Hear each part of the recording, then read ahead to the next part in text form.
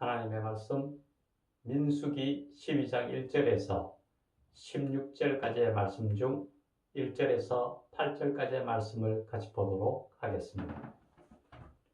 모세가 구스의자를 취하였더니 그 구스의자를 취하였으므로 미리암과 아론이 모세를 비방하니라. 그들이 이르되 여호와께서 모세와만 말씀하셨느냐 우리와도 말씀하지 아니하셨느냐 하매 여호와께서 이 말을 들으셨더라. 이 사람 모세는 온유함이 지면의 모든 사람보다 더하더라. 여호와께서 갑자기 모세와 아론과 미리암에게 이르시되 너희 세 사람은 해막으로 나아오라 하시니 그 세 사람이 나아가매 여호와께서 구름 기둥 가운데로부터 강림하사 장막문에 서시고 아론과 미리암을 부르시는지라. 그 두 사람이 나아가매 이르시되 내 말을 들으라. 너희 중에 선지자가 있으면 나 여호와가 환상으로 나를 그에게 알리기도 하고 꿈으로 그와 말하기도 하거니와 내 종 모세와는 그렇지 아니하니 그는 내 온 집에 충성함이라. 그와는 내가 대면하여 명백히 말하고 은밀한 말로 하지 아니하며 그는 또 여호와의 형상을 보거늘 너희가 어찌하여 내 종 모세에 비방하기를 두려워하지 아니하느냐. 아멘. 오늘 전할 하나님의 말씀은 잘못된 비난은 화를 부른다라는 것입니다. 이 시간 주의 성령께서 임재하시고 우리에게 가르치시고 우리로 하여금 깨닫게 하셔서 이 시간 은혜가 충만한 시간이 되기를 간절히 축원합니다. 오늘 성경 본문의 배경은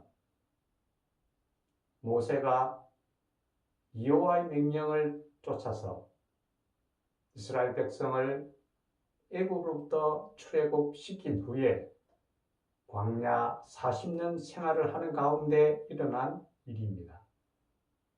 오늘 본문에 나오는 모세와 아론과 미리암은 같은 부모를 둔 형제와 자매 사이입니다. 이 세 사람은 하나님께서 이스라엘에게 약속하셨던 젖과 꿀이 흐르는 가나안 땅으로 이스라엘 민족을 함께 이끌어가면서 힘을 합쳐서 하나님의 명령을 잘 순행하고 따랐습니다. 그런데 이 세 사람은 각자 맡겨진 역할이 다 달랐습니다. 하나님의 종 모세는 하나님께서 그를 직접 불러서 그에게 출애굽의 사명을 부여하고 그로 하여금 이스라엘 민족들을 이끌고 가나안 땅으로 그들을 인도하는 지도자로 세웠습니다. 반면 아론과 미리암은 모세의 그러한 역할을 보조하는 그러한 임무를 수행을 하였습니다. 처음 모세가 하나님으로부터 사명을 부여받을 때에 그는 하나님 앞에 나는 입이 딱딱하고 혀가 굳어서 말을 잘 못합니다 라고 머뭇거릴 때에 하나님께서 그에게 네 형 아론은 말에 능하고 말을 잘하는 사람이 아니냐 하면서 그를 함께 바로에게 데려가도록 보냈습니다. 그가 나중에는 하나님을 모시는 제사장으로 대대로 역할을 맡게 되는 그러한 일까지도 하였지만은 결국 그도 모세를 도와주는 하나의 보조자 역할이었습니다. 미리암은 또한 모세의 누이로서 번제자들의 지도자 역할을 하실 뿐만 아니라 시를 지어서 하나님께 찬송을 부르는 그러한 역할도 하였지만은 시종일관 모세 옆에서 모세와 함께 그 백성들을 다스리는 일에 도움을 준 그러한 역할을 하였습니다. 분명 이스라엘을 끌고 가는 지도자는 모세였으며 이 두 사람은 옆에서 도와주는 입장이었습니다. 그런데 오늘 본문에 보면 이 두 사람이 모세를 비방하고 모세의 권위에 도전을 합니다. 그들이 비방하는 그 내용은 이렇습니다. 모세가 그의 아내 시보라가 죽자 쿠스 여인을 아내로 맞이합니다. 그러자 그들이 모세가 이방 여인을 들였다고 비난을 합니다. 여기서 우리가 잠깐 살펴볼 바가 있습니다. 하나님께서 이방 여인을 아내로 들이지 말라는 것은 그 이방 여인으로 인하여 그들의 믿음이 훼손될까 싶어서 염려하셨습니다.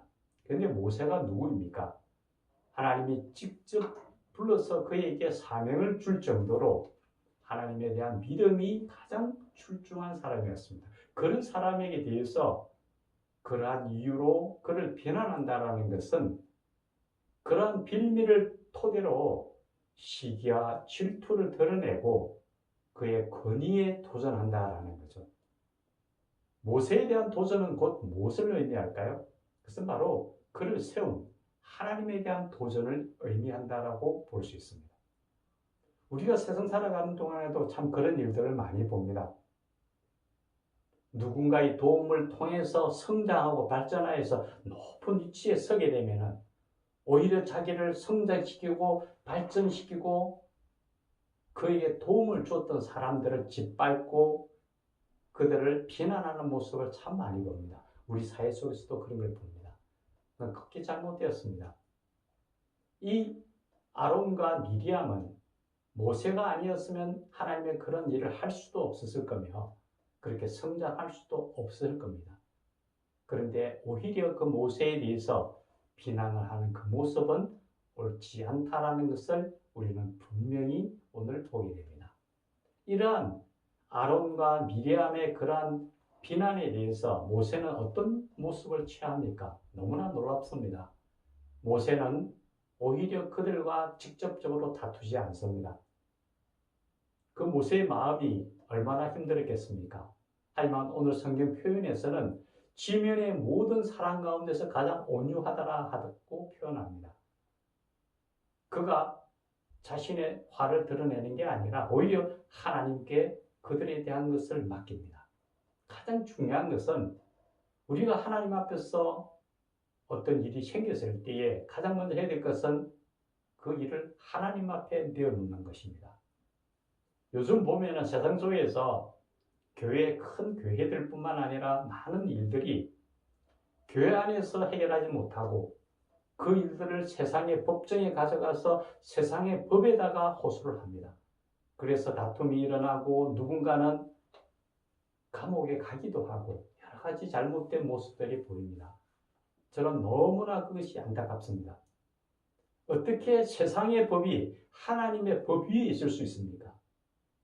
세상의 법은 세상을 다스리기 위한 거지 하나님 안에서의 법까지 관여할 수는 없습니다. 하나님의 법은 세상 법보다 높이 있어야 됩니다. 만약에 우리가 교회 내에서나 믿는 사람들 간에 문제가 있다면 그것은 하나님 앞에 가져와야 됩니다. 이 모세처럼 직접 하나님을 만날 수는 없지만 우리가 하나님을 만나는 방법은 있습니다. 그것은 바로 하나님께서 말씀해 놓으신 성경 말씀입니다. 성경 말씀에는 분명한 기준을 제시해주고 있고 그 안에서 어떤 게 옳고 그름에 대한 판단은 성령을 통해서 100% 할 수 있도록 만들어 놓으셨습니다.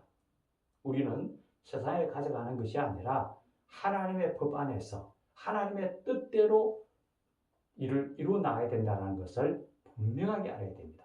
이 모세는 바로 그랬습니다. 하나님 앞에 그것을 내어놓았습니다. 그런데 하나님께서 분명하게 판단을 하십니다.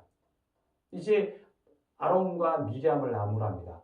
내가 다른 사람들에 대해서 내 뜻을 보였지만은 내 종 모세와는 내가 직접 얘기를 하고 내 모든 것을 그에게 보였다라고 얘기하십니다.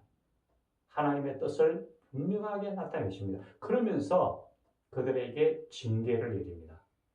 이제 미리암은 나병이 갑자기 발병을 합니다. 예전부터 나병하면 어떤 의미를 갖습니까? 물론 현대의학에서는 조금 다른 의미일 수 있지만은 그 예전부터 내려오는 것은 하나님으로부터 오는 병이라고 통상적으로 많이 생각합니다. 하나님께서 그 직접적으로 미리암에게 그 병이 발병됨으로 되게 함으로 해서 하나님의 그 징계를 분명하게 보여주셨습니다. 때로는 우리가 하나님 앞에서 잘못을 했을 때에 하나님으로부터는 징계가 우리에게 임할 수도 있습니다. 분명하게. 그럴 때에 여기서 오늘 본문에서는 어떻습니까? 하나님께서 미리암에게 나병이 들려서 하나님의 징계를 드러내셨을 때에 그들이 보인 행동 또한 굉장히 우리에게 시사하는 바가 있습니다. 이 아론은 분명하게 납작 엎드리면서 회개합니다. 우리가 어리석음으로 잘못을 저질렀나이다 라고 모세에게 머리를 숙이고 잘못을 회개합니다. 우리가 보여야 될 가장 중요한 부분은 우리가 때로는 세상 살아가면서 하나님 앞에서 하나님의 뜻에 거슬리고 잘못된 모습으로 나타날 때가 있습니다. 그럴 때에 가장 먼저 보여야 될 반응은 바로 회개입니다. 우리가 온전하게 이 세상을 살아가면 좋겠지만은 때로는 우리가 알게 모르게 지은 죄로 인해서 우리에게 이러한 공고가 우리에게 닥쳤을 때에는 먼저 우리가 해야 될 것은 회개의 자리로 나아가는 겁니다. 우리가 어리석어서 잘못을 저질렀나이다라고 반듯하게 회개를 할 때에 그럴 때에 모세는 또한 자신의 온유함을 그대로 드러냅니다. 그들을 용서할 뿐만 아니라 그들이 회복되기를 위해서 하나님 앞에 간구합니다. 주여, 제가 원하는데 저들이 낫게 하여 주옵소서라고 하나님 앞에 부르짖습니다. 13절에 보면은 모세가 여호와께 부르짖어 이르되 하나님이여 원하건대 그를 고쳐 주소서 이렇습니다. 그 모세가 얼마나 큰 상처를 받고 힘들었을지 모르지만은 그들이 회개하고 나왔을 때에 그들을 즉각적으로 용서하실 뿐만 아니라 하나님 앞에 그들의 회복을 간구합니다. 우리는 매일 주기도문을 외웁니다. 그 주기도문 중에 이런 게 있습니다. 우리가 우리에게 잘못한 사람을 용서하여 준 것 같이 우리 죄를 용서하여 주옵시고 라고 합니다. 우리가 우리에게 잘못한 사람을 용서한 것 같이 우리의 죄를 용서하자고 하나님 앞에 우리는 간구합니다. 이 모세의 그러한 용서의 모습을 우리는 분명하게 우리 것으로 삼아야 될 겁니다. 이제 오늘 본문을 통해서 우리가 한 번 더 기억해야 될 것이 있습니다. 하나님이 주신 권위에 대해서 우리가 때로는 도전해서는 안 됩니다. 하나님의 뜻에 맞게 주어진 권위라면 그것을 인정하고 나가야 되며 잘못된 비판에 서서는 안 됩니다. 또 우리가 살아가면서 잘못된 모습을 보였을 때에 우리가 가장 먼저 해야 될 것은 하나님 앞에 회개부터 해야 됩니다. 회개의 자리로 나와야 됩니다. 또 누군가가 나에게 회개하고 들어왔을 때에 내가 가장 먼저 해야 될 것은 그를 용서하고 하나님 앞에 그를 위해서 기도하는 겁니다. 그럴 때 이 세상은 하나님의 뜻 안에서 평화로운 삶이 될 것이며 내 삶 자체가 윤택하고 행복한 삶이 될 겁니다. 이제 우리에게 주어진 하나님 나라에 가기까지 이 땅에서 정말 행복하고 평안한 삶을 누리고자 한다면 하나님이 주신 삶 속에서 우리가 회개하고 용서하며 모든 것을 품으며 하나님 뜻 안에서 사랑을 베풀며 살아가는 그러한 하나님의 백성들이 되기를 예수님의 이름으로 간절히 축원합니다. 기도하겠습니다. 살아계신 하나님 아버지, 오늘 아론과 미리암은 하나님이 주신 모세의 권위에 도전하고 그를 비난합니다. 그 잘못된 모습을 통해서 그들은 징계를 받지만은 그들이 회개하고 돌아왔을 때에 모세는 그들을 용서할 뿐만 아니라 그들의 회복을 위해서 하나님 앞에 간구합니다.